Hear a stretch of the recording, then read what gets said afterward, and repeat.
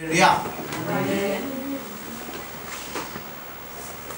사람들은 모두 자기가 가지고 있는 것 가운데 그 일부를 다른 사람들에게 나누어 줄 수 있습니다. 예를 들어 오늘 우리 어린아이들이 교회 많이 왔는데 과자를 많이 가지고 있는 어린아이는 자기가 가지고 있는 것 가운데 적은 이 과자를 다른 사람들에게 나누어 줄 수 있습니다. 또 책을 많이 가지고 있는 사람은 자기가 가지고 있는 책 가운데 일부를 다른 사람들에게 줄 수 있습니다. 그러나 나에게 아무것도 없다면 줄 수 있는 게 아무것도 없습니다. 아마 자기 것도 아니면서 다른 사람에게 나누어 주려고 하는 사람들은 도둑일 수밖에 없습니다. 그러다 보니까 사람들은 뭘 하려고 그러냐면 내가 많이 갖고 있어야 다른 사람에게 줄 수 있으니까 일단은 많은 것들을 가지고 싶어 합니다. 많이 가진 사람이 많은 것을 줄 수도 있고 자기 자신을 위하여 쓸 수 있기 때문에 사람들은 일단 많이 가지려고 노력을 합니다. 그런데 여러분, 자기는 아무것도 가지고 있지 않지만 다른 사람에게 많은 것을 주는 것이 하나 있습니다. 뭐냐면 오늘 본문에 나온 것처럼 과일나무라고 생각합니다. 과일나무는 창고를 따로 두지 않아요. 거기다 열매를 모아놨다가 누가 필요하다고 할 때 하나씩 꺼내주는 게 아닙니다. 그럼 과일나무 보세요. 겨울에 가보면 뭐예요? 이파리도 하나 없어요. 항상 한 가지밖에 없습니다. 그런데 날씨가 따뜻해지고 봄이 되면 과일나무는 햇빛을 받아서 광합성을 하기 시작합니다. 그리고 뿌리로부터 온갖 영양분을 끌어올리기 시작합니다. 나중에는 도저히 상상할 수 없는 많은 열매들을 맺어서 사람들에게 이것들을 나누어 주게 됩니다. 열매를 많이 맺으면 그 나무 주인은 그 열매들로 인하여 많은 돈을 벌게 됩니다. 신앙도 어떤 면에서는 이것과 똑같다고 생각합니다. 신앙은 내가 많이 가지고 있어서 그것을 다른 사람들에게 나누어 주는 것을 의미하지 않습니다. 신앙은 다람쥐가 도토리를 모아놨다가 이걸 남에게 주는 것 같은 것이 아니에요. 오히려 우리는 많이 모아놓은 게 없어요. 그러니까 어디다 비유해야 되냐면 나무와도 같다라고 생각합니다. 모양도 없고 볼품도 없지만 나중에 많은 열매를 맺어서 사람들에게 나누어 주는 거예요. 그러니 여러분, 신앙은 뭔가를 쌓아놓고 있다가 이걸 다른 사람에게 주는 게 아니에요. 우리는 그런 게 없습니다. 얼핏 보기에 여러분 다른 사람에게 줄 만한 것 있으십니까? 우리 보면 나눠 줄 만한 게 없어요. 항상 한 가지밖에 없는 것 같아요. 나무도 그렇잖아요. 겨울이 되면 항상 한 것밖에 없어요. 그러나 우리가 예수님의 은혜의 통로가 되면, 그렇죠? 예수님께 온전히 붙어서 통로가 되면 우리는 우리 삶을 통해서 많은 사람들에게 열매를 공급해 줄 수 있는 사람들이 될 수 있다는 겁니다. 오늘 본문에도 그렇잖아요. 예수님이 제자들에게 말씀하셔요. 너희가 열매를 많이 맺으면 내 아버지께서 영광을 받으실 것이요 너희는 내 제자가 된다라고 말씀하고 있습니다. 자, 이거를 아주 극단적으로 말해볼까요? 열매가 없으면 예수님의 제자가 아니라고 말씀하는 거예요. 그럼 여기서 말하는 열매는 뭘까요? 여러분, 우리가 열매를 많이 맺어야 돼요. 이 열매가 뭘까요? 그러면 흔히 사람들이 뭐라고 대답하죠? 전도라고 생각합니다. 많은 사람들에게 복음을 전하고 그들을 불러다가 예수님 앞에 데리고 나오는 그 전도를 열매라고 생각하는데요. 물론 그것도 분명히 열매입니다. 그러나 그것이 전부가 아니에요. 왜 그러냐면 예수님 당시에 바리새파 같은 경우에는 이 사람들은 그 당시 이스라엘 백성들에게 지대한 영향력을 끼쳤어요. 그래서 많은 자들이 그들의 가르침을 믿고 따르는 사람들이 아주 많았어요. 그들은 열정을 가지고 자기들의 제자를 만들어 갔습니다. 그런데 예수님이 그들을 향하여 뭐라고 그래요? 열매를 많이 맺었다라고 말씀하지 않습니다. 오히려 뭐라고 그래요? 너희들은 잎사귀만 무성하지 열매가 하나도 없다라고 말합니다. 그 다음 여기서 말하는 열매는 전도말을 이야기하는 게 아니라는 거예요. 여기서 말하는 열매는 다른 게 아닙니다. 우리가 예수님 사랑하고 예수님의 품 안에 꼭 붙어 있어서 예수님 안에 온전히 붙어 있을 때 우리를 통하여 뭐가 흘러가게 돼요? 예수님의 은혜와 사랑이 흘러가는 통로가 되는 거예요.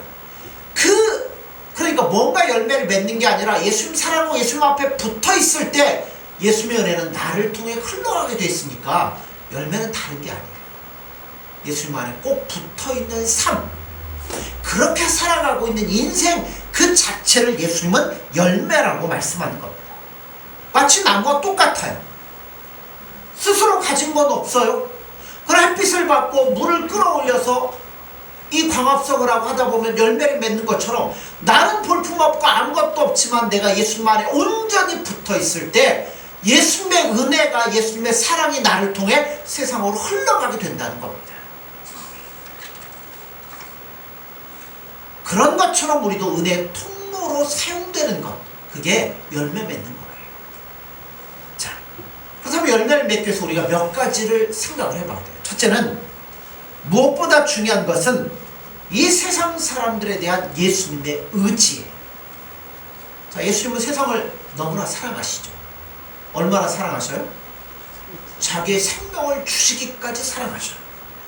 그래 될 수 있는 한 이 세상 사람들이 멸망받지 않고 한 영혼이라도 더 구원받기를 원하시는 것이 예수님의 뜻입니다.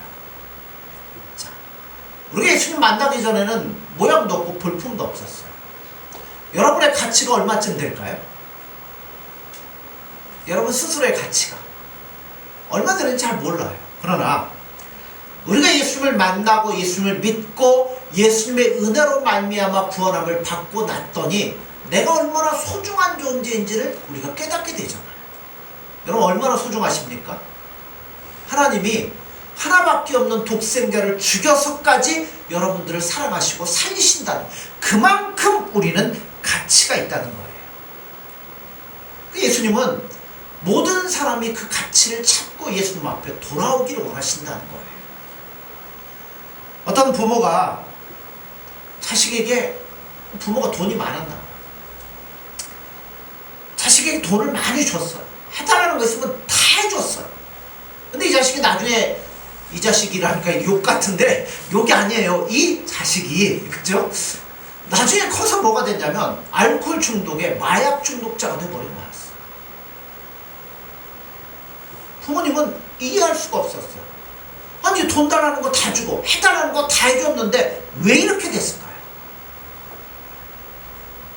필요한 돈은 다 주었는데 왜 이렇게 비참하게 됐냐면, 정말 뭐가 없었냐면 그 안에 사랑이 있지 않았기 때문에 그렇습니다. 그래서 사람에게 가장 필요한 건 뭐냐면 사랑이 필요해요. 있는 그대로 받아주는 사랑이 필요하다는 겁니다. 그리고 옳다고 믿는 것을 위하여 살아갈 수 있는 힘이 필요한 거예요. 하나님 예수님이 이 땅에 보내신 이유도 바로 그와 같다는 겁니다. 예수님은 예수님의 십자가의 죽으심을 통해서 우리가 얼마나 사랑받을 만한 가치가 있는지, 얼마나 이 가치 있는 존재인지를 보여주셨다는 거예요. 여러분 사람은요 누구나 가치가 있어요. 불구의 몸을 가졌든 가난했든 배우지 못했든, 여러분 우리는 하나님이 자신의 독생자를 주시면서까지 우리를 구원하기를 원하시는 정말 귀하고 아름다운 존재라고 하나님은, 예수님은 우리에게 말씀하고 있다는 겁니다. 그래서 오늘날 우리에게 필요한 건 뭐 돈이나 아니면 물질이나 이런 게 아니에요. 내가 얼마나 소중한 존재인지를 깨닫게 해주는 거예요. 살다 보면 가끔 힘들고 어렵다고 해서 자기의 삶을 비관하고 생명을 끝마치는 분들을 볼 때가 종종 있어요. 내가 얼마나 소중한 존재인지를 모르기 때문에 그런 일들이 있죠. 그러니까 그들에게 당신이 얼마나 소중한 존재인지를 예수님의 사랑을 통해서 가르쳐 준다면 얼마나 귀하고 아름답겠습니까? 오직 그건 누구를 통해서만 이루어질 수 있냐면 예수님을 만날 때 우리가 가치가 있잖아요. 여러분, 우리도 예수님 온전하게 만나지 못했을 때는 어때요? 예수님 믿으면서도 내 삶이 왜 이런가, 나는 왜 이런가, 이런데 내가 정말 예수님을 만나게 되면 그런 것들이 문제가 되질 않죠. 예수님이 나를 얼마나 사랑하시며 얼마나 나를 귀하게 여기시며 오늘도 나와 함께 하신지 그것을 알게 될 때 우리는 낙심하지 아니하며 예수님만의 기쁨으로 나아갈 수 있습니다. 그러니까 이거를 만나게 해주는 일들이 필요한 거고, 예수님이 이 땅에 오신 이유도 바로 이와 같다는 겁니다. 제자들 보세요. 제자들은 별다른 게 없었어요. 가진 게 없었어요. 그런데 예수님은 그들을 은혜의 통로로 사용하기를 원하셨습니다. 물론 제자들에게도 다른 사람을 사랑하는 마음이 있겠죠. 그러나 예수님의 사랑은 그것을 훨씬 뛰어넘는 사랑입니다. 그래서 내가 무엇을 하려고 하기 이전에 우리는 먼저 뭐가 되냐면 예수님의 사랑이 세상으로 흘러나갈 수 있는 통로가 되어야 된다. 그 예수님 안에 우리가 온전히 붙어 있을 때 나를 통해 우리 식구들에게, 우리 남편에게, 우리 자녀들에게, 우리 이웃에게 예수님의 사랑이 흘러가게 되는 거예요. 열매를 맺으려면 뭐가 돼야 돼요? 통로가 돼야 돼요. 두 번째, 많은 열매를 맺기 위해서는 예수님께 내 자신을 철저히 복종을 시켜야 됩니다.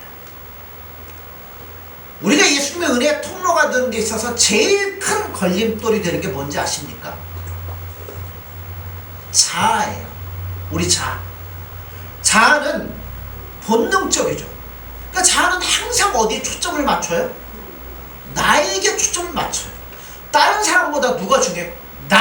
나부터 채우고 나부터 만족하고 나부터 얻으려고 하는 이 자아가 문제라는 겁니다. 그러니 예수님은 우리를 은혜의 통로로 사용하셔서 세상 사람들에게 또 이웃에게 가족에게 예수님의 사랑을 흘려보내려고 하는데 뭐가 딱 맞고 있어요? 자아가 딱 맞고 있어요. 나라는 존재를 생각하는 동안에는 결코 예수님의 은혜의 통로가 될 수가 없습니다. 그렇잖아요. 나의 장래, 나의 자존심, 나의 필요, 이런 것들을 생각하는 동안에는 자아가 예수님의 사랑을 막고 있으며 다른 사람들에게 흘러갈 그 은혜를 나에게만 집중을 시키고 있다는 겁니다. 그런 예수님이 제자를 불러놓고 은혜의 통로로 사용하려고 그러는데 뭐가 막고 있어요? 자아가 막고 있어요. 그러니 예수님이 이런 말씀을 하시는 거예요. 제자들에게 무엇을 먹을지, 무엇을 마실지, 무엇을 입을지 뭐 하라고요? 염려하지 말라는 겁니다. 자아는 항상 누구를 생각한다고요? 나만 생각해요. 내가 뭘 먹어야 되고 내가 어떻게 해야 되고 내가 앞으로 어떻게 살 것인지 나에게 맞추다 보면 은혜 통로가 되지는 못해요. 그래서 예수님이 이런 말씀을 하는 거죠. 제자들이 염려하고 있는 동안에는 이런 열매를 다른 사람들에게 줄 수 없기 때문에 염려하지 마라, 걱정하지 마라, 그런 것들은 내가 다 책임을 지겠다. 자, 염려보다 더 심각한 게 뭘까요? 염려의 한 걸음 더 나아가면 영적인 침체에 빠져요. 염려라는 것은 어떨 때 생기냐면 내가 믿고 있는 믿음이 흔들릴 때 생기는 거예요. 자, 예수만 믿으면 다 된다고 했는데 안 되네? 그럼 뭐가 생기기 시작하는 거예요? 마음이 흔들리면 염려가 슬금슬금 고개를 들고 올라옵니다. 그래서 염려할 때는 뭐가 복잡하냐면 정신이 복잡해요. 이걸 믿어야 될지 말아야 될지 다른 걸 가져야 될지. 염려가 있을 때는 정신이 복잡해집니다. 근데 침체는 거기에 한 걸음 더 나아가서 감정까지 붕괴되어 버린 거예요. 염려가 너무 가다 보면 나중에 침체에 빠져서 아무것도 못하고 그냥 밑도 끝도 없이 밑으로 들어가 버리는 겁니다. 그래서 예수님이 제자들에게 말씀하는 거예요. 너희들이 많은 것을 가지고 있지 않다고 해서 염려하지 마라. 뭐 다른 거 없다고 두려워하지 마라. 오직 내 안에 있기만 해라. 내 말이 너희 안에 거하게 해라. 그러면 뭐 한다고요?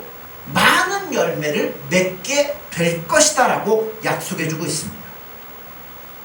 그러므로 우리가 자신을 포기하지 않는 것이 열매 맺는 데 있어서 가장 큰 걸림돌이 되는 거예요. 그러니까 염려도 걱정도 근심도 다 뭐하라고요? 내려놓으시고 누구 안에? 예수님 안에 온전히 거하십시오. 그러면 예수님께서 우리로 하여금 일하시며 역사하시는 겁니다. 그래서 늘 마음을 굳게 잡으셔야 돼요. 마귀는 끊임없이 뭐하게 만들어요?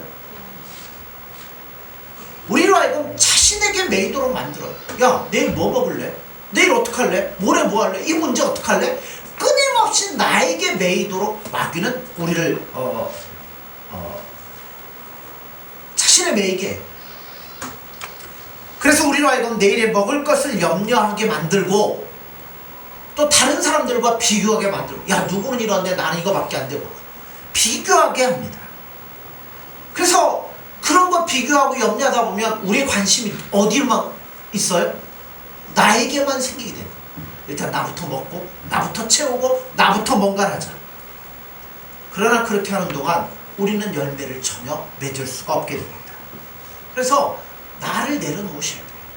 예수님 온전히 붙잡으셔야 돼요. 세 번째, 열매 맺는다는 것이 절대로 쉬운 일이 아니라는 것을 기억하셔야 됩니다. 자, 나무를 생각해 보세요. 자, 우리는 어느 날 나무가 열매를 1초 만에 뚝딱 하고 만들어냅니까? 아니죠. 열매를 처음부터 완성된 것으로 나무가 공급받는 게 아니에요. 여러분, 우리도 마찬가지예요. 예수님 우리에게 은혜 주실 때 완성된 것을 주시지 않아요. 눈에 보이지도 않는 사랑과 은혜를 예수님 우리 가운데 부어주시는 거예요. 그러면 이제부터는 우리가 뭘 해야 돼요? 자, 나무가 처음부터 열매를 맺는 게 아니라 뭘 받아요? 태양을 통해서 광합성을 하게 되고 뿌리로부터 영양분을 끌어들여 그때부터 나무가 뭘 해야 돼요? 열매를 막 맺기 시작하는 거잖아요. 마찬가지예요. 여러분, 예수님이 눈에도 보이지 않지만 작지만 그런 은혜를 주실 때 이게 완성된 은혜가 아니에요. 그럼 그걸 갖고 뭘 해야 돼요? 예수님 안에 온전히 붙잡혀서 그걸 가지고 내 걸로 만들고 소화를 시켜야 돼요. 진리가 내 안에서 풍성하지 않으면 그 은혜를 다른 사람들에게 끼칠 수가 없습니다. 내 안에서 소화되지 않은 은혜를 다른 사람들에게 어떻게 우리가 전해줄 수 있을까요? 그래서 먼저 내 자신이 예수님 은혜로 말미암아 새로워지고 충만해지고 채워져야 되는 거예요. 그래서 우리가 할 수 있는 거는 다른 거 없어요. 예수님 붙잡고 어떻게든 살아가려고 노력을 하다 보면 나도 모르는 사이 뭐가 맺어지게 되는 거예요? 열매가 맺어지기 시작한다는 거예요. 예수님, 제가 오늘도 이런데 예수님 저와 함께 해주세요. 제가 이렇게 연약하고 부족해서 맨날 내 것밖에 못 보는데 염려하지 않고 예수님의 사랑으로 한대. 그러면서 예수님을 붙잡고 나아갈 때 나도 모르는 사이에 다른 사람이 나를 보고 뭘 하게 되는 거예요? 예수님의 사랑을 깨닫게 되고 은혜를 깨닫게 되는 겁니다. 그래서 사실은 우리가 열매를 맺는지 맺고 있지 못하는지 우리는 몰라요. 그냥 우리는 뭐밖에 못하고 있는 거예요? 예수님 붙잡고 그네 붙잡고 그네 의지해서 어떻게 해서든 살아보려고 노력할 뿐인데 나중에 뭐가 되는 거예요? 열매가 맺어지고 하나님의 예수님의 은혜의 통로가 되고 있다는 겁니다. 이게 어려워요. 만약 너희들 열매 많이 맺어라. 그래가지고 그럼 우리가 오늘부터 열매를 맺어야지. 어떻게 살아야 될까? 그리고 남에게 유익을 끼치는 것을 1차적인 목표로 삼고 살다 보면 어떤 신앙이 되기 쉽냐면 위선적인 신앙이 되기 쉬워요. 아니면서 다른 사람들이 뭔가를 보여야 되니까 위선적인 사람이 되기 쉽고요. 또 그렇게 하다 보면 얼마 못 가서 뭐예요? 탈진하고 지쳐서 쓰러져 버리고 맙니다. 그렇게 열매가 맺어지는 게 아니에요. 이게 아니라 그냥 예수님이 내 삶의 중심이 되고 나에겐 그냥 예수님밖에 없어가지고 예수님 의지하고 예수님 붙잡고 살다 보면 누가 사용하신다고요? 예수님께서 나를 사용하셔서 나도 모르는 사이에 나의 삶을 통해서 열매가 맺어지게 된다는 겁니다. 자, 나무가 열매를 많이 맺으면 누가 기뻐해요? 농부가 기뻐하죠. 왜요? 그 열매를 통해서 많은 것들을 얻을 수 있으니까. 자, 우리가 많은 열매를 맺으면 누가 기뻐하셔요? 그렇죠. 하나님이, 예수님이 기뻐하시고 그분에게 영광이 돌아갑니다. 예수님이 제자들을 주신 목적도 제자들의 삶을 통해 많은 열매를 맺는 삶을 통해서 하나님 아버지께 영광을 돌리기 위함이라고 말씀하고 있습니다. 제자들에게 이런 말씀을 하셔요. 자, 8절을 보세요. 다시 봅니다. 너희가 열매를 많이 맺으며 내 아버지께서 영광을 받으실 것이요 너희는 내 제자가 되리라. 자, 아니 이미 제자들은 뭐예요? 예수님의 제자가 되었잖아요. 근데 예수님 뭐라고 그래요? 열매를 많이 맺어야 예수님의 제자가 될 거라고 말씀하는 겁니다. 이 말이 무슨 뜻일까요? 지금 제자들은 제자가 아니라는 건가요? 아니에요. 그 뜻이 아니에요. 그들은 분명히 예수님의 뭐냐면 제자입니다. 그러나 예수님께서 뭐 하시겠다고요? 확인을 해보시겠다는 거예요. 진짜 제자인지 아닌지 확인을 해보시겠다는 겁니다. 우리가 예수님을 주로 고백하고 그의 가르침을 믿고 따르기로 결심할 때 우리는 누구의 제자가 되냐면 예수님의 제자가 되는 거예요. 그러나 제자가 됐다고 하지만 확인까지 된 것은 아니에요. 처음에 많은 사람들이 예수님을 주로 고백하고 그의 가르침을 따르기로 결심하지만 실제로 어떻다고요? 그렇게 살지 못하는 자들이 많을 것이라는 것을 암시하는 구절이 이 말씀입니다. 자, 예수 믿고 고백하겠다고 다른 자들은 많지만 나중에 확인해보면 아닌 자들이 많이 있을 거라는 겁니다. 예수님은 우리의 믿음을 보시고 우리를 의롭다고 하실 거예요. 그러나 그 믿음은 확인이 필요할 거예요. 자, 믿음 어떻게 확인이 될까요?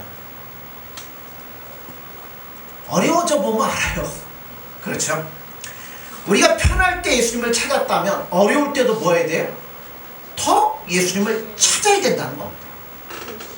편할 때는 예수님이지만 어려움이 왔을 때 예수님이 아닌 다른 것으로 변한다면 그 믿음은 부도난 믿음이라는 겁니다. 또 예수님이 나의 모든 죄를 용서해 주셨다라는 것을 믿는 것이 믿음입니다. 그러나 이 용서의 확신에는 뭐가 필요한? 확인이 필요해요. 자, 예수님 나의 모든 죄를 용서해 주셨습니다. 이걸 어떻게 확인받을까요? 다른 게 아니라 다른 사람이 나에게 잘못을 하고 나에게 손해를 끼쳤을 때 뭐 해야 돼요? 그를 용서해 줄 때 나의 모든 죄도 예수님 용서해 주셨구나. 그 확신이 있고 믿음이 있는 겁니다. 또 예수님께서 나를 용서하셨다면 나도 나 자신에 대해서 용서해야 돼요. 여러분 우리가 완전하지 못하잖아요. 예수님 사랑한다고 하지만 예수님 기뻐하는 뜻대로 산다고 하지만 못하잖아요.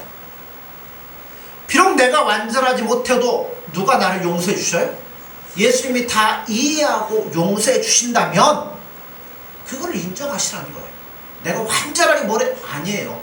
있는 모습 그대로 예수님 의지하며 나아가는 거예요. 내가 완전해지면 나를 인정하겠다고 하는 것은 예수님의 용서를 믿지 않는 것과 똑같다는 겁니다.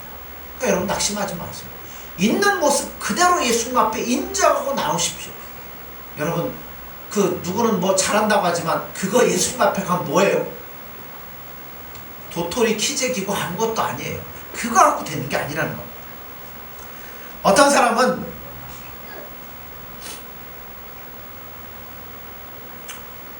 예수님을 믿고 예수님의 말씀을 듣고 예수님의 가르침을 따르기로 결정할 때 예수님의 제자가 되는 거예요. 요한복음에 보면 그런 사람들을 예수님의 제자라고 표현을 했습니다. 그런데 중요한 건 뭐냐면 그런 사람들 거의 대부분이 예수님을 떠났고 예수님을 버렸다는 거예요. 예수님께서는 예수님의 가르침을 믿고 따르는 자들에게 제자라는 명칭을 주고 끝내는 게 아니라 뭘 하시냐면 반드시 확인을 하시는 거예요. 네가 정말 나의 제자라면 나만을 의지하고 내 안에 온전히 거했는지 나중에 확인해 보겠다는 겁니다. 그래서 우리는 누구의 기질과 자신의 기질과 계획을 따라 살아가는 게 아니라 누구요? 오직 예수님만을 바라보며 예수님의 은혜의 통로가 되어서 예수님이 원하는 뜻대로 살았는가 예수님이 판단해 보실 거라는 겁니다. 어떤 사람은 자기가 예수님의 제자라고 말합니다. 그의 신앙의 고백을 들어보면 정말 예수님의 제자예요. 그런데 그의 삶이 순전히 자기만을 위한 삶이었다면 이 삶은 무엇이 막힌 것과 같냐면 은혜의 통로가 흘러가는데 그 관이 막힌 것과 똑같다는 거예요. 자기 욕심 때문에 관을 틀어 막아서 예수님의 은혜가 다른 사람에게 전혀 가지 못하도록 했습니다. 그러니까 가끔 교회 안에서 보면 야 저분은 잘 믿고 잘하고 하는데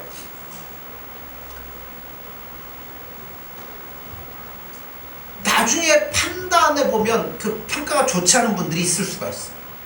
이유가 뭐냐면 은혜가 흘러가도록 하지 못했던 삶을 살았기 때문에 그럴 때가 많은데 누가 보아도 이런 사람들은 뭘로 살았냐면 자기 기질과 자기 잘난 맛에 사는 사람들. 그들은 주님의 제자가 아니에요. 예수님은 그 사람의 수고를 인정하지 않으시는 거예요. 왜냐하면 우리는 무엇과 같냐면 예수님의 은혜가 흘러가는 통로와 같아요. 그래서 나중에 예수님 평가할 때 흘러갔냐 안 흘러갔냐 막혔냐 뚫렸냐 이걸로 판단하실 거라는 겁니다. 우리가 나만 생각하고 나만 바라보고 내 욕심에 끌려 신앙생활했더라면 나중에 예수님 그것에서 분명히 판단하실 거라는 겁니다. 너희가 내 제자가 되려는 말 속에는 예수님께서 앞으로 제자들을 어떻게 판단할 것인지에 대한 심판의 의미가 분명히 담겨져 있습니다. 이런 말씀이에요. 너희는 다 내 제자이다. 나는 너희를 하나님의 은혜의 통로로 택했다. 그러나 그것이 전부가 아니다. 나는 앞으로 반드시 너희가 얼마나 너희 자신들을 통하여 예수님의 하나님의 은혜가 이 세상에 퍼지게 했는지를 판단하겠다. 그때 제자가 진정한 제자가 될 것이다 라고 말씀합니다. 오늘 우리는 예수님의 제자로 부름을 받았습니다. 예수님은 어떻게든 우리가 예수님의 은혜를 흘려보낼 수 있는 통로가 되기를 원하십니다. 그래서 우리는 은혜 문을 잠그면 안 돼요. 나만 생각하고 나에게 매여 있으면 안 돼요. 이제는 내 것 다 내려놓고 예수님만을 온전히 붙잡으면 예수님의 은혜가 흘러갈 수 있는 통로가 될 거라는 겁니다. 우리가 자신을 위한 염려에 빠지지 않고 나를 통해서 예수님께서 주위 사람들에게 은혜가 흘러가는 통로가 은혜를 베푸는 통로가 되기를 원하면 누가 사용하시냐면 예수님이 일하시며 사용하실 거예요. 처음에는 아주 작게 사용되겠죠. 그러나 정말 우리가 예수님만을 붙잡고 나아가면 그 폭과 범위가 점점 넓어질 것이고 나중에는 내가 감당할 수 없는 은혜가 나를 통하여서 다른 사람들에게 쏟아질 것이라고 믿습니다. 그러나 인색한 마음으로 내 마음을 닫을 때 예수님께서는 그 마음을 닫은 것에 대해서 최종적으로 판단하실 것이라고 성경은 말씀하고 있습니다. 여러분 그때 제자가 진정한 제자인지 아닌지 평가가 되리라 믿습니다. 그러므로 오늘 우리의 삶은 뭔가 많은 열매를 내가 맺어내는 게 아니라 예수님만에 온전히 걷게 될 때 그 예수님을 통하여서 여러분 사용되시는 통로가 되리라 믿습니다. 이러한 통로가 마음껏 예수님 앞에 사용되어지고 우리를 통하여서 더 많은 은혜가 흘러갈 수 있는 그런 통로가 되어지기를 간절히 소원합니다. 기도하겠습니다.